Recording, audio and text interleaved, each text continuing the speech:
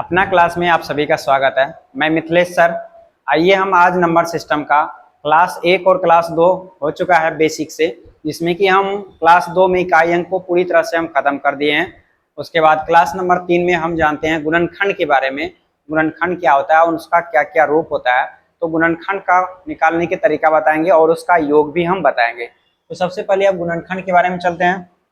गुणनखंड क्या होता है?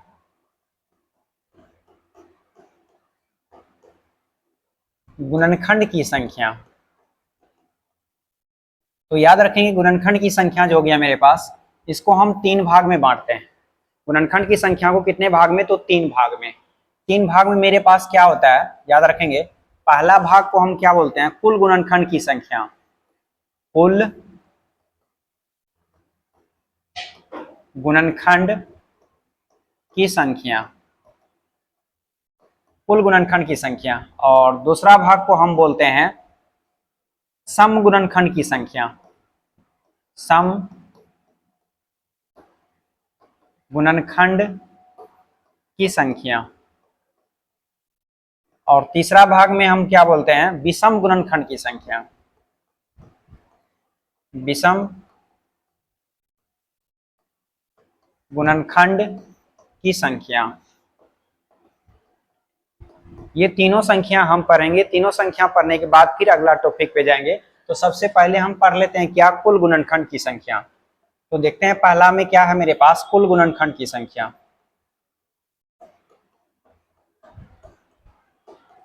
कुल गुणनखंड की संख्या में हम कोई संख्या कांस्टेंट अगर हम मान लेते हैं n है, इसके बराबर के रूप में हम ले लेते हैं a पे पावर अगर x है, उसके बाद b पे पावर y है और c पे पावर z है। इस प्रकार से संख्या है। तो कुल गुणनखंड की संख्या जो निकालेंगे, वो जो पावर में है संख्या जो भी दिया है उसको हम योग सब में +1 कर देंगे।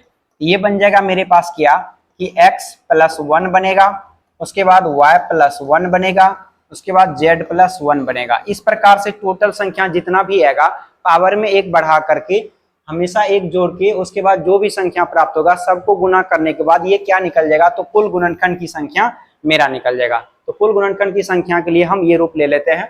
उसके बाद अगला पॉइंट में इसमें एक हम टॉपिक भी देख लेते हैं। जैसे मान लेते हैं कि आप 360 है, तो 360 का कुल गुणनखंड क्या होता है? तो 360 का कुल गुणनखंड अगर नहीं जानते हैं तो इस प्रकार से हम निकालते हैं। जैसे मान लेते हैं एलसीएम के रूप में निकालते हैं। इसको अगर हम 2 से लेंगे तो ये बन जाएगा मेरे पास 180। फिर इसको अगर हम 2 से लेंगे तो ये बनेगा मेरे पास 90। फिर इसको 2 से ले लेंगे तो ये होगा 45। उसके बाद हम 3 से ले लेंगे तो ये बन जाएगा 15। उसके बाद यहाँ 5, फिर 3 से अगर हम ले लेंगे तो ये बन जाएगा 5। तो 360 का हम गुणनखंड देखेंगे तो 360 का गुणनखंड देखिए कितना आ गया, तो 2 पे पावर कितना आ गया? तो 3 आ गया। तो इसको हम लिखेंगे क्या?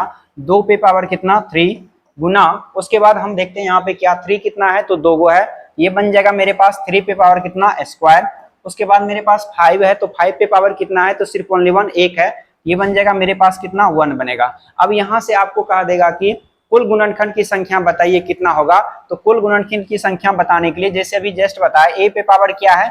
x है। इसका मतलब ये 2 जो है वो आपका a है, पावर में 3 जो है वो क्या है? आपका x है। तो सब संख्या में क्या है? x में 1 बढ़ा है, y में 1 बढ़ा है और z में क्या हुआ? 1 बढ़ा है। इसका मतलब पावर जो है उसमें हम क्या करेंगे? 1 बढ़ा देंगे। पावर मेरे पास 3 है तो 3 में 1 बढ़ जाएगा, ठीक है। उसके बाद पावर मेरे पास 2 है तो 2 में 1 बढ़ जाएगा।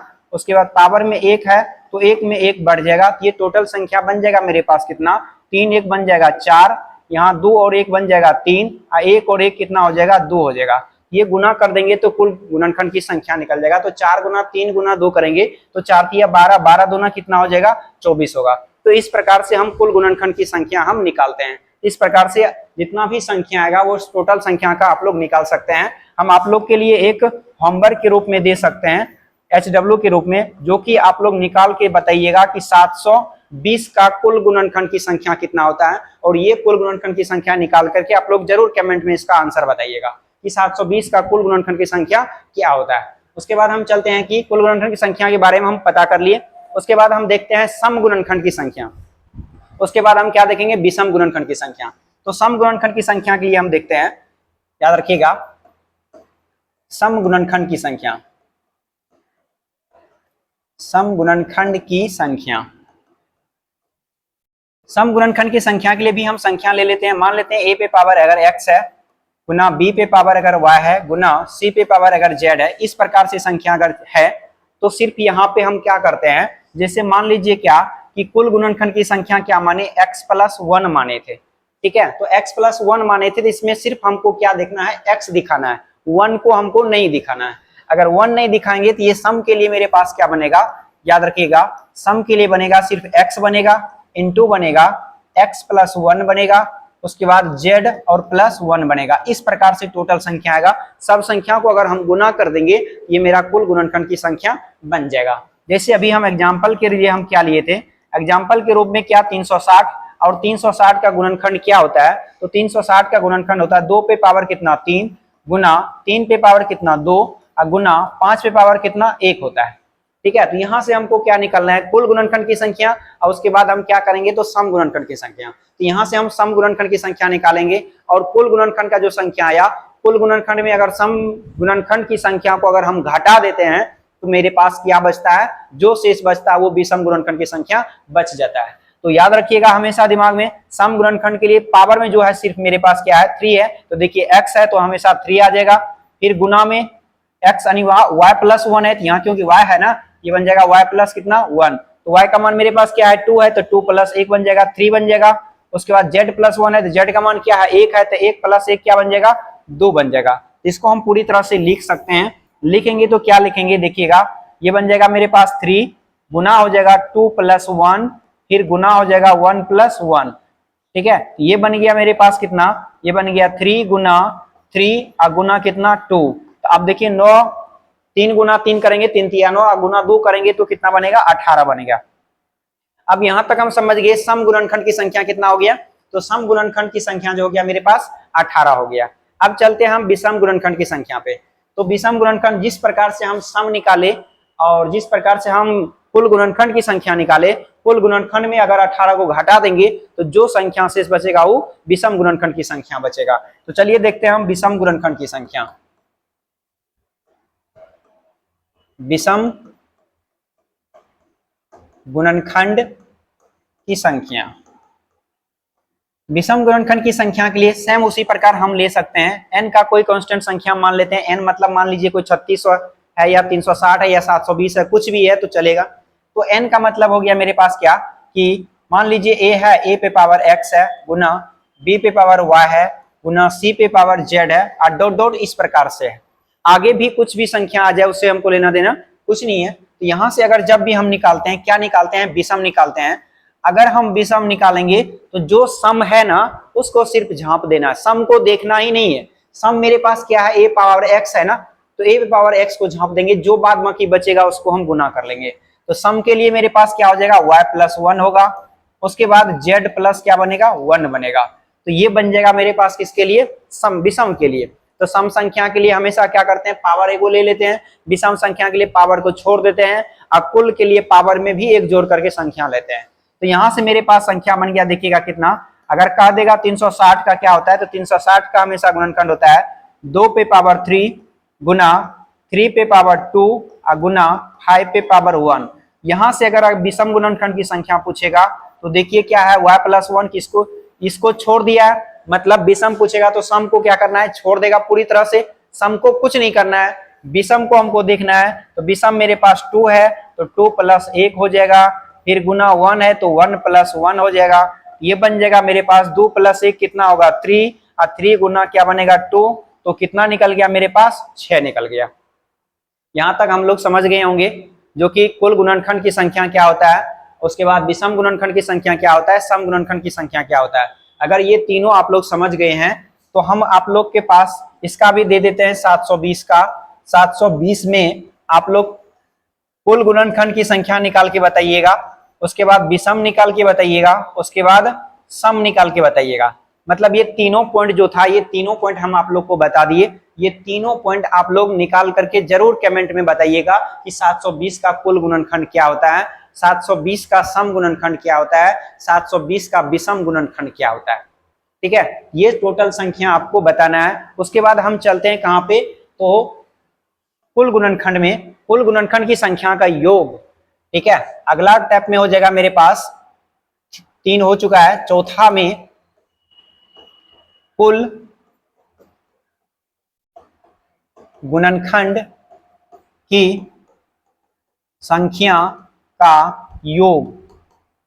ठीक है, तो यहाँ पे हम देखेंगे कुल गुणनखंड की संख्या का योग पूछेगा, तो योग के लिए हमेशा क्या होता है, एग्जाम्पल के द्वारा हम इसको समझा देते हैं। अगर कोई संख्या मानेंगे ना, जैसे मान लीजिए कोई संख्या n है, तो a पे पावर x है गुना b पे पावर y है गुना c पे पावर z है, इस प्रकार से संख्या है। तो इसको कुल गुणनखंड का योग अगर पूछा जाए, ठीक है, अगर हम योग पूछेंगे तो योग के लिए क्या दर्शाना पड़ता है, जो पावर हमेशा दिया हुआ है, ठीक है, पावर तक, अगर पावर मान लीजिए मेरे पास 2 है, 2 पे पावर अगर 3 है, इसको संख्या ये पावर 2 जो ये 2 जो है वो मेरे पास क्या है, a है, और ये 3 जो है वो मेरे पास क्या है, x है ना। तो जैसे a है तो यहाँ पे हम लिख सकते हैं a पे पावर 0 से स्टार्ट करेंगे, ठीक है, उसके बाद प्लस करेंगे a पे पावर 1, उसके बाद a पे पावर 2, उसके बाद a पे पावर 3, क्योंकि x का मान कहां तक है, 3 तक है। योग निकालने के लिए हमको कहां तक जाना होगा, 3 तक जाना होगा। अब समझ गए, तो इस रूप से हम संख्या का योग निकालते हैं। इसलिए यहाँ पे हम कह सकते हैं a है, तो a पे पावर क्या हो जाएगा, सबसे पहले a पे पावर हम ले लेंगे 0 प्लस a पे पावर ले लेंगे 1, a पे पावर ले लेंगे 2, डॉट डॉट हम करेंगे इस प्रकार से, क्योंकि डॉट डॉट जो हो जाएगा, x का मान जो होगा वो हमेशा 3 तक हो सकता है या 4 तक हो सकता है या 5 तक हो सकता है, कुछ भी हो सकता है, उससे हमको लेना देना कुछ नहीं है, तो ये हम संख्या मानेंगे। उसी प्रकार y का मान अगर निकालेंगे तो ये बन जाएगा b पे पावर 0 बनेगा, b पावर 1 बनेगा, b पे पावर 2 बनेगा, इस प्रकार से बनेगा। उसी प्रकार मेरे पास क्या बन जाएगा, यहाँ पे आपके पास क्या आ जाएगा, इंटू आ जाएगा, ठीक है, यहाँ इंटू हो जाएगा, यहाँ हो जाएगा आपके पास c है तो c पावर 0 हो जाएगा, c पावर 1, c पावर 2, इस प्रकार से ये संख्या मेरा चलते रहेगा। तो याद रखिएगा, कुल गुणनखंड की संख्या का योग पूछेगा तो योग का फार्मूला ये होता है, लेकिन फार्मूला दिमाग में रखना नहीं है। अगर फार्मूला दिमाग में नहीं रखेंगे तो सवाल बनेगा कैसे। देखिए सवाल कैसे बनता है, जैसे मान लेते हैं कि मेरे पास 360 है और 360 का गुणनखंड क्या होता है, 360 का गुणनखंड अभी आपको पता है, 2 का क्यू होता है, 3 का स्क्वायर होता है, और क्या होता है, 5 पे पावर क्या होता है, 1 होता है। 2 का क्यू, 3 का स्क्वायर, 5 पे पावर 1 होता है। अभी टोटल संख्या जो है इसका अगर हम गुणनखंड करेंगे, किसका गुणनखंड, गुणनखंडों का योग करेंगे, क्योंकि ये पूछ दिया मेरे पास क्या, योग, क्या पूछा है, योग। कुल गुणनखंड की संख्या का योग कैसे निकालेंगे, तो सबसे पहले देखिए पावर में क्या है मेरे पास, पावर में 3 है, किसपे पावर, 2 पे पावर 3, इसका मतलब यहां से स्टार्ट करेंगे 2 पे पावर 0, क्योंकि a है तो 0 है, फिर प्लस हो जाएगा 2 पे पावर 1 है तो 1 लेंगे, फिर 2 पे पावर क्या है, 2 है, फिर उसके बाद 2 पे पावर क्या, 3, मतलब 3 तक हमको जाना है, 0 से कहां तक, 3 तक जाना है। अब ये हमेशा इनटू के रूप में बन जाएगा, अब 3 लेंगे तो 3 पे पावर 0 प्लस 3 पे पावर 1 प्लस 3 पे पावर कितना, 2, उसके बाद फिर आगे जाएंगे, ये 5 पे पावर 0 प्लस 5 पे पावर क्या होगा, 1 होगा। अब जो भी संख्या आएगा टोटल संख्या को क्या करेंगे, जोड़ के हम गुना कर देंगे। अब यहां से बनेगा, देखिए 2 पे पावर 0 मतलब किसी संख्या पे पावर 0 का मान क्या होता है, 1 होता है, ये 1 हो जाएगा। 2 पे पावर 1 का मतलब 2 होगा, ठीक है, और 2 पे पावर 2 का मतलब क्या बनेगा, 4 बनेगा, और 2 पे पावर 3 का मतलब 8 बनेगा। इनटू में हो जाएगा 3 पावर 0 का मतलब क्या होगा, 1 होगा, किसी संख्या पावर 0 का मतलब 1, यहाँ पे बन जाएगा 3 पावर 1 का मतलब 3, और 3 पावर 2 का मतलब 9 बनेगा, और यहाँ बनेगा 1 बनेगा, और क्या बनेगा, 5 बनेगा। अब ये टोटल संख्या को जोड़ देंगे तो 8 4 12, 12 2 14, एक कितना हो गया, 15 आ गया। ये मेरे पास बन गया कितना, 15, गुना कर देंगे तो उसके बाद कितना होगा, 9 1 10 और 3 कितना हो गया, 13, ये बन गया मेरे पास 13, गुना हो जाएगा 5 और 1 कितना हो गया, 6, 5 और 1 6, तो यहाँ पे मेरे पास कितना आ गया, 6 आ गया। अभी टोटल संख्या को गुना करेंगे, ये होगा 15 गुना 6 तो 15 6 के 90, ठीक है, और 13 गुना 9 करेंगे तो 13 17 से, ठीक है, 117 पे एगो 0 हो जाएगा, यानी कि 1170 जो होगा ये कुल गुणनखंड की संख्या का योग आपका निकल जाएगा। ठीक है, तो आप समझ गए होंगे कि कुल गुणनखंड की संख्या का योग हम किस प्रकार से निकालते हैं। तो इस तरह से कुल गुणनखंड की संख्या का योग हम निकालते हैं। इस पे हम आप लोग को एक दे देते हैं एग्जाम्पल के लिए, जिसको बोलते हैं होमवर्क। ठीक है, ये आपको कमेंट में बताना है, क्या बताना है, 720 है तो 720 के कुल गुणनखंड की संख्या का योग क्या होता है वो आपको बताना है कमेंट में। कुल गुणनखंड की संख्या का योग कितना होता है वो आपको कमेंट में बताना है कि इसका आंसर क्या होगा। ठीक है, उसके बाद हम चलते हैं, क्या कुल गुणनखंड की संख्या हो गया, अब सम पे चलते हैं, सम गुणनखंड की संख्या। ठीक है,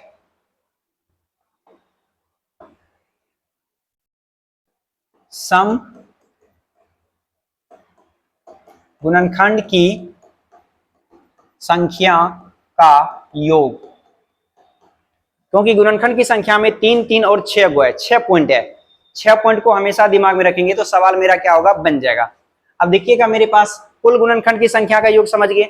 अब हमको क्या देखना है, सम गुणनखंड की संख्या का योग। अगर हम सम गुणनखंड की संख्या का योग देखेंगे, ठीक है, तो सम गुणनखंड की संख्या का योग के लिए सबसे पहले वही चीज मानते हैं, एन। एन बराबर कोई कांस्टेंट संख्या मान लेते हैं, कुछ भी है, तो मान लीजिए ए पे पावर एक्स गुना बी पे पावर वाई गुना सी पे पावर जेड डॉट डॉट इस प्रकार से दिया हुआ है। तो हम सम गुणनखंड की संख्या का योग किस तरह से निकालते हैं, जैसे मान लीजिए कि 2 के क्या है, क्यू है, यहाँ समझा देते हैं। तो जैसे 2 पे पावर 0 होता है ना, तो ये संख्या को हमको सिर्फ छोड़ना पड़ता है। मतलब 2 पे पावर जो 0 होता है उसको हम क्या करते हैं, छोड़ देते हैं। सिर्फ लेते हैं क्या, 2 पे पावर 1 लेते हैं, 2 पे पावर 2 लेते हैं और 2 पे पावर 3 लेते हैं। इस प्रकार से संख्या को लेते हैं। मतलब 0 को खत्म करने के बाद 1 से स्टार्ट करते हैं। ठीक है, तो यहीं पे वही चीज हमको करना पड़ता है, समझ गए। तो सबसे पहले यहाँ क्या बनेगा कि मान लीजिए ए पे पावर 1, ठीक है, प्लस ए पे पावर 2 प्लस ए पे पावर 3, ठीक है, डॉट डॉट कर देते हैं। इधर मेरा बी का जो बनेगा, B power 0 plus B power 1 plus B power 2 dot dot. उसके बाद इधर जो बनेगा C power 0 plus C power 1 plus C power 2 dot dot, इस प्रकार बनेगा। ठीक है, तो अब देख लीजिए सबसे पहले पहला मेरे पास क्या है, ए पे पावर 0, ए पे पावर 0 लेके चले हैं, ए power 0 A power 1 a power 2, ये कॉल किसका, ए power 0 A power 1 a power 2। ठीक है, इस तरह से संख्या को हम लेते हैं। तो देखिएगा इसी प्रकार जैसे कुल में हमेशा क्या है 0, तो 0 को हम क्या करते हैं, सिर्फ खत्म करते हैं, बाद में कि इधर जो संख्या बचता है उसको हम क्या करते हैं, योग के रूप में ले लेते हैं। तो वही चीज यहाँ पे है मेरे पास।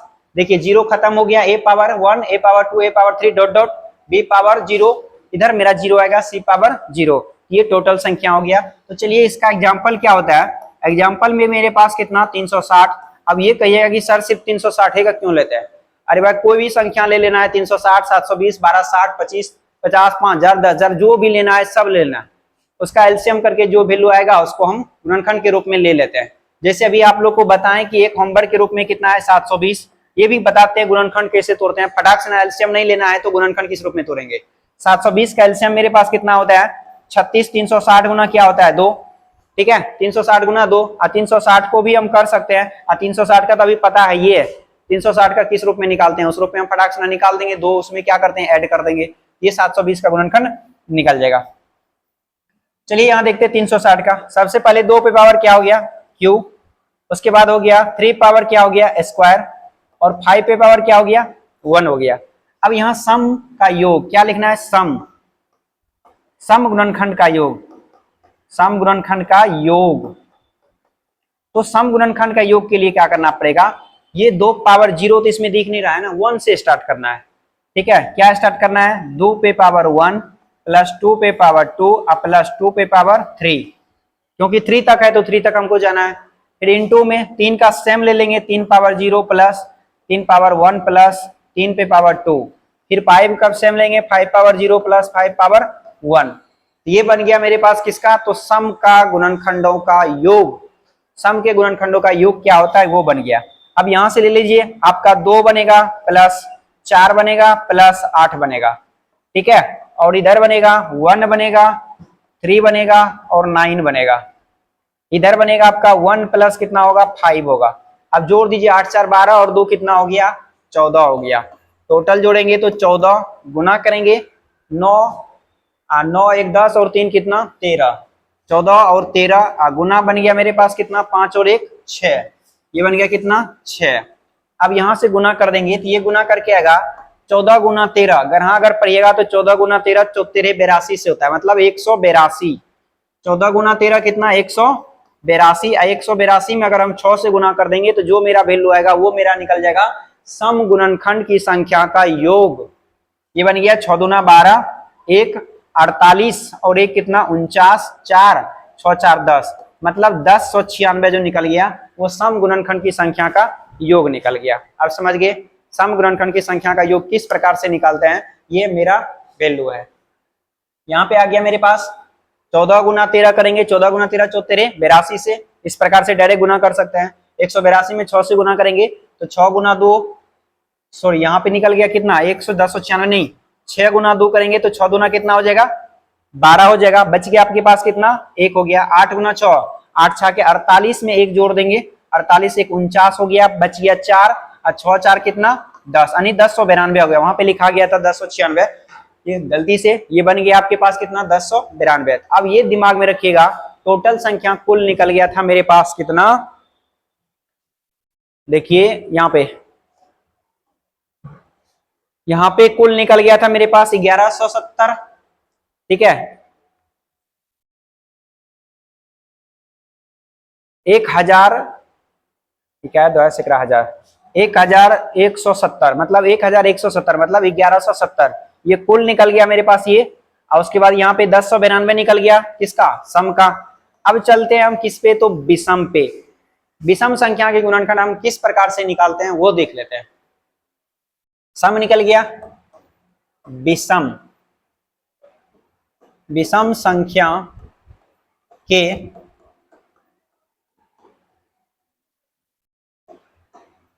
गुणनखंड का योग, विषम संख्या के गुणनखंड का योग। अब ये निकालना है विषम संख्या के गुणनखंड का योग, क्योंकि हम कुल निकाल लिए, सम निकाल लिए, तो बचा क्या विषम ही ना। तो विषम के लिए सबसे पहले हम क्या ले लेते हैं, मान लीजिए a पे पावर x गुना b पे पावर y गुना c पे पावर z डॉट डॉट इस प्रकार से है। तो विषम के लिए आपको इसको भूलना पड़ेगा, ठीक है। a पे पावर x जो है वो टोटल संख्या को क्या होगा आपको भूलना पड़ेगा, मतलब वो संख्या रहेगा ही नहीं। अगर इसको हम भूल जाएंगे तो जो संख्या बचा है उस संख्या को हम ले लेंगे। तो अब ये संख्या जो बचा है मेरे पास क्या है, y पावर 0, ठीक है, प्लस y पे पावर 1 प्लस y पे पावर 2 डॉट डॉट कर सकते हैं। पावर में y का मान हो सकता है 3 होगा, 3 तक, 4 होगा तो 4 तक, कहीं तक हो सकता है। उसके बाद हम c का लेंगे तो ये हो जाएगा c power 0 plus c power 1 plus c power 2 plus c power 3, इस प्रकार से मेरा चले जाएगा। तो सबसे पहले देख लेते हैं किसका 360 का। 360 का जो हमेशा गुणनखंड होता है वो होता है 2 पे पावर कितना 3 गुना 3 पे पावर 2 गुना 5 पे पावर कितना 1। अब यहां से हमको क्या देखना है, विषम गुणनखंड, क्या विषम संख्या की गुणनखंड देखना। विषम संख्या गुणनखंड के लिए हम क्या बोले कि सम जो दिखता है ना उसको पूरी तरह से झांप देना, मतलब उसको दिखाना ही नहीं। सम दिख रहा है तो उसको समझेंगे नहीं दिख रहा है, सम जो दिख रहा है वो नहीं दिख रहा है। विषम दिख रहा है तो उसको दिखाना है, क्योंकि विषम को दिखाना है। अगर विषम दिखाना है तो सम को क्या करना है, झांप देना है। अगर सम को झांपेंगे तो हमको ये दोनों दिखेगा। यहाँ पे दिखेगा मेरे पास कितना 3 पावर 0 लेंगे, 3 पावर 1 लेंगे, 3 पावर 2 लेंगे, क्योंकि 2 तक ही है इतना लेंगे। उसके बाद हम यहाँ पे आएंगे तो 5 पावर 0 लेंगे, 5 पे पावर क्या लेंगे 1 लेंगे। ये संख्या बन जाएगा मेरे पास 3 पावर 0 का मान 1 प्लस 3 प्लस कितना 9, और ये संख्या बन गया मेरे पास 1 प्लस कितना 5 बन गया। यहां से अगर हम संख्या निकालेंगे तो 9 3 12 और 1 कितना बन गया 13 बन गया। अब 5 और 1 कितना हो गया 6 हो गया। ये गुना करके हो गया 13 गुना 6 कर देंगे तो जो मेरे पास आंसर आएगा वो मेरे पास वैल्यू बन जाएगा। ये बन जाएगा 8 6 1 7 यानी 78। 13 गुना 6 करेंगे 13 के 78, मतलब ये निकल गया आपका विषम संख्या का। अब समझ गए होंगे, मतलब सम संख्या का गुणनखंड, विषम संख्या का गुणनखंड, कुल गुणनखंड सभी का योग किस प्रकार से निकलता है वो हमको बता दिए। गुणनखंड की संख्या में सम कैसे निकालते हैं, विषम कैसे निकालते हैं, कुल कैसे निकालते हैं वो हम आपको बता दिए। ये सब संख्या आपको बता दिए, तो हमेशा सवाल अब छूटना नहीं चाहिए और सवाल बनना चाहिए, ठीक है। अगर कहीं प्रॉब्लम होता है तो कमेंट में जरूर कुछ लिखिए कि कहाँ क्या प्रॉब्लम होता है, ठीक है। तो आप लोग हमेशा दिमाग में रखिएगा, क्योंकि एक आपको दे देते हैं टोटल कितना 720 होमवर्क के लिए। 720 का गुणनखंड अगला पॉइंट में हम दे देते हैं, यहां पे नहीं।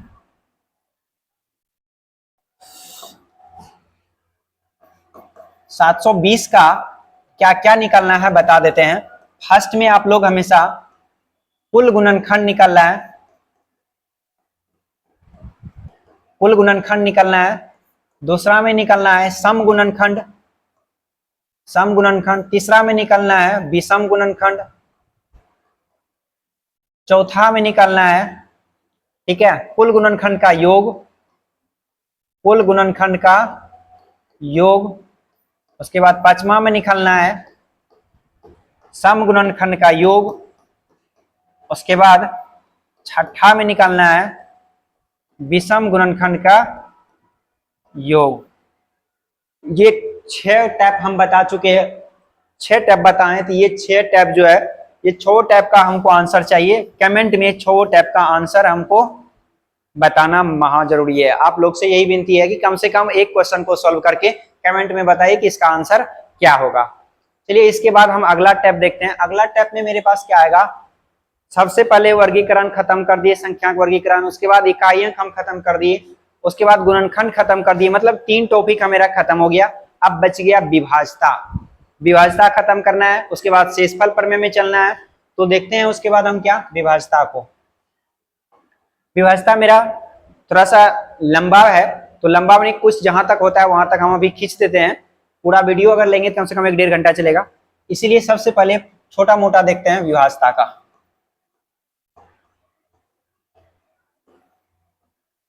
विभाज्यता में हमेशा दिमाग में ये रखना है कि 2 का विभाज्यता का नियम सबको पता होगा, 3 का विभाज्यता का, 4 का, 5 का, 6 का, इस प्रकार से सबको विभाज्यता का नियम कुछ न कुछ जरूर पता होगा। तो ये याद रखिएगा, विभाज्यता का नियम पता होगा। लेकिन एक बार फिर से यहाँ पे हम जो बता रहे हैं ध्यान से देखिएगा कि 2 का विभाज्यता का नियम क्या कहता है। सबसे पहले 2 से विभाजित या 2 से विभाजित, मतलब 2 से विभाजित होने वाली संख्या क्या होता है, तो याद रखेंगे वैसी संख्या जिसका हम पूर्ण रूप से आधा करते हैं, या 2 का गुणज होता है, या 2 से विभाजित होता है।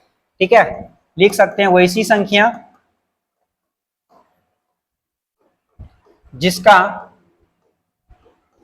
इकाई अंक सम हो। ठीक है, 2 से विभाजित होने वाली संख्या जो होता है जिसका इकाई अंक सम हो, जिसका इकाई अंक सम हो वही संख्या 2 से विभाजित होता है। सम के बारे में आप लोग को पता है, ये सम संख्या किसको बोलते हैं, वही सी संख्या जो 2 से पूर्णतः विभक्त होता है उसको हम क्या बोलते हैं, सम संख्या बोलते हैं। इसलिए इसका परिभाषा को हम चेंज कर दिए, वही सी संख्या जिसका इकाई अंक सम हो। इकाई अंक सम होने के लिए क्या होना चाहिए पता है, इकाई अंक सम होने के लिए 0, 2 होना चाहिए, 4 होना चाहिए, 6 होना चाहिए, 8 होना चाहिए।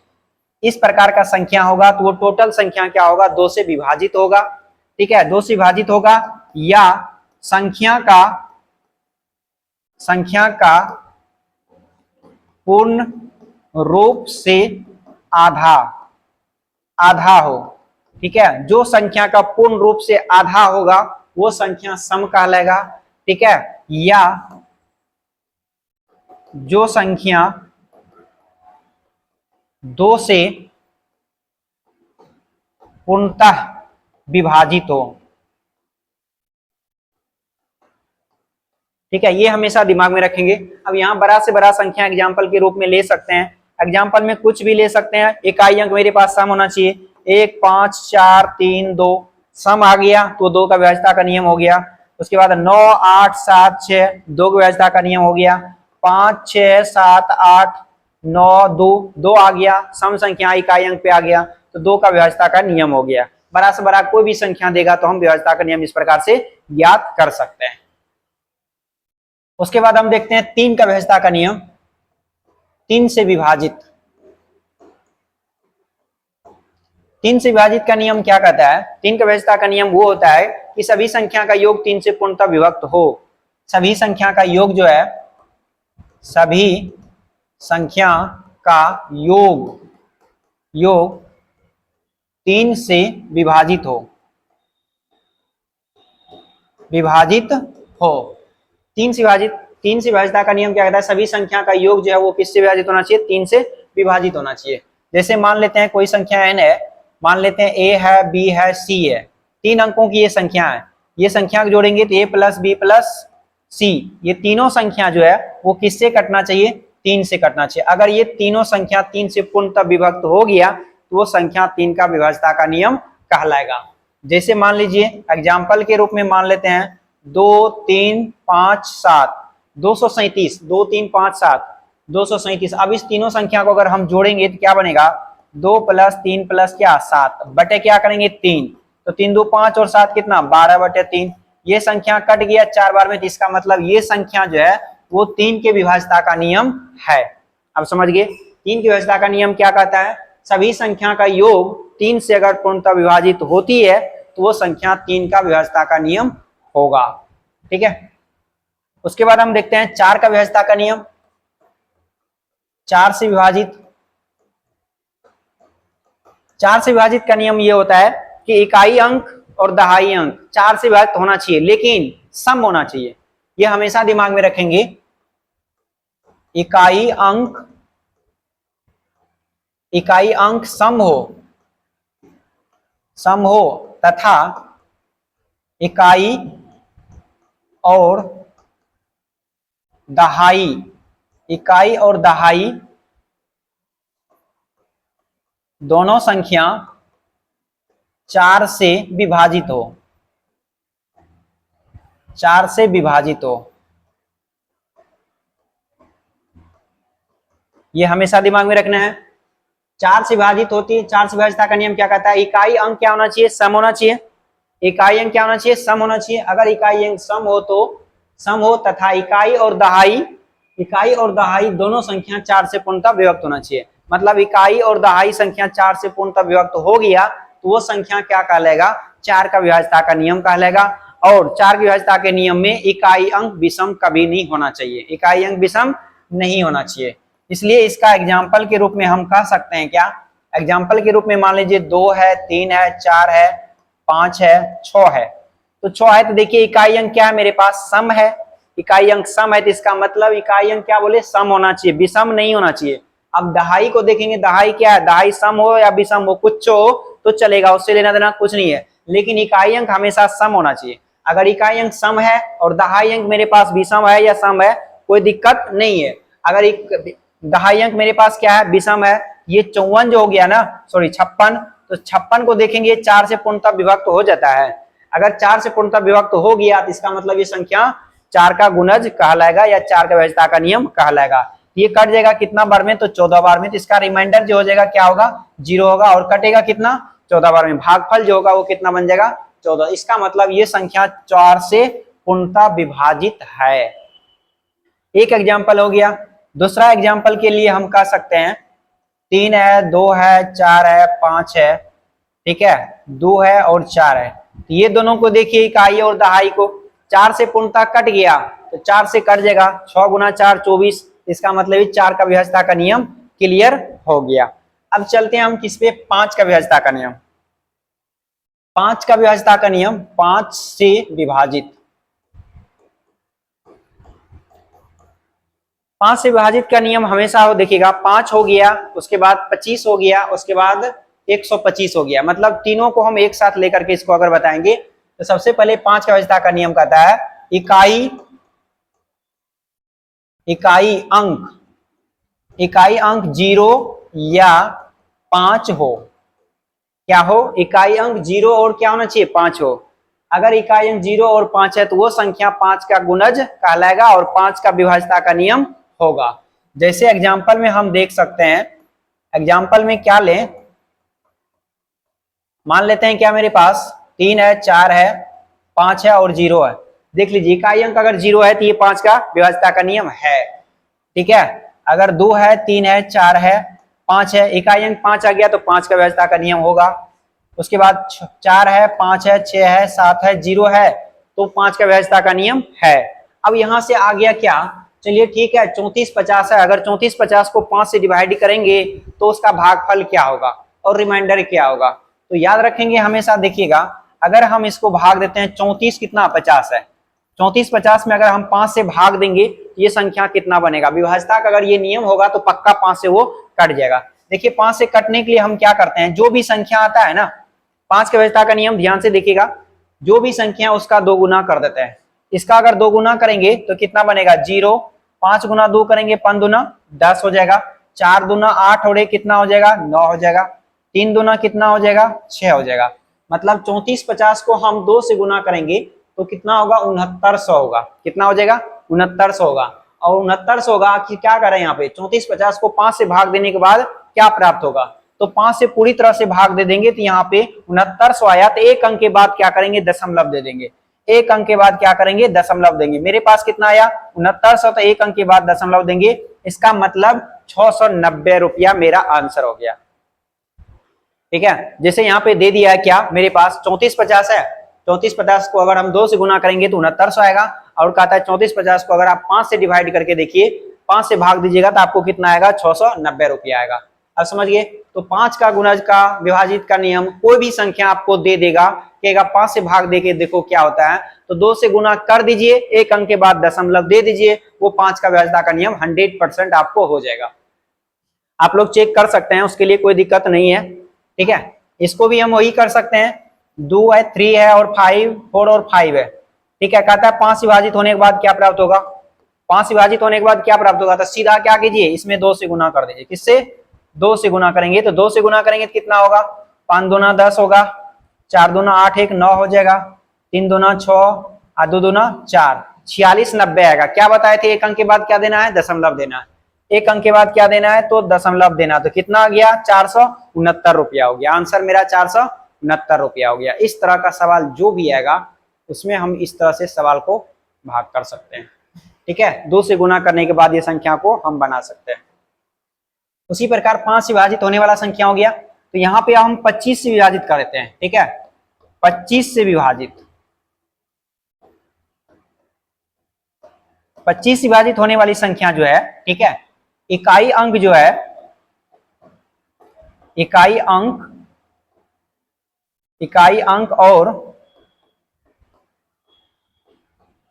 दहाई अंक, इकाई अंक और दहाई अंक दोनों जो होना चाहिए 0 होना चाहिए। इकाई और दहाई दोनों क्या होना चाहिए, 0 होना चाहिए। इकाई दहाई दोनों क्या होना चाहिए, 0 होना चाहिए, 0 0। इकाई दहाई क्या होना चाहिए, 0 होना चाहिए, 0 हो। ठीक है, और या नहीं तो या 125 का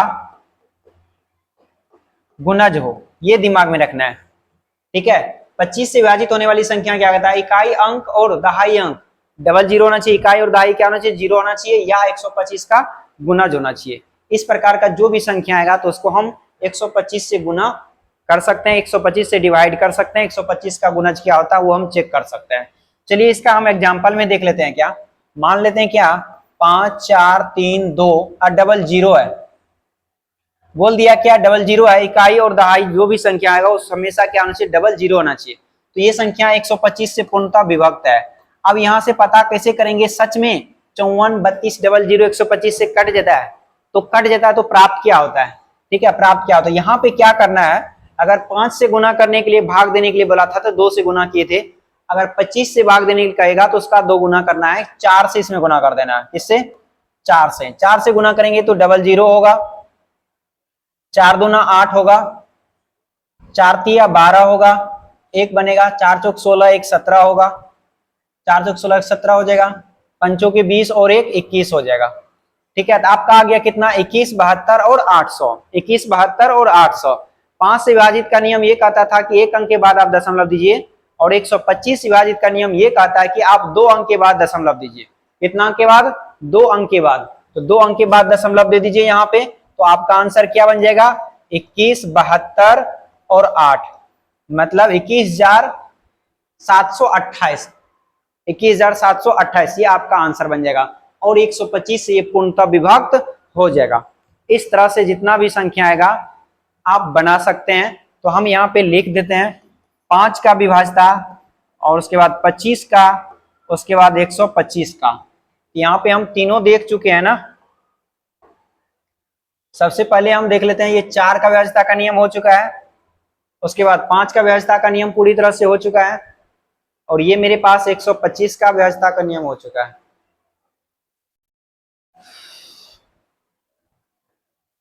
पच्चीस का विभाज्यता का नियम हो चुका है, 25 विभाजित होने वाली इकाई अंक की संख्या हो चुका है। यहाँ 125 का होना चाहिए, यहाँ पे थोड़ा सा मिस्टेक कर दिए, ये दिमाग में रखिएगा, जो कि 25 से विभाजित होने वाले इकाई अंक और दहाई अंक निकाल लेते, लेकिन यहाँ लिखा गया 125, वहां होना चाहिए सिर्फ क्या, 25 होना चाहिए। ठीक है, खत्म कर दीजिए।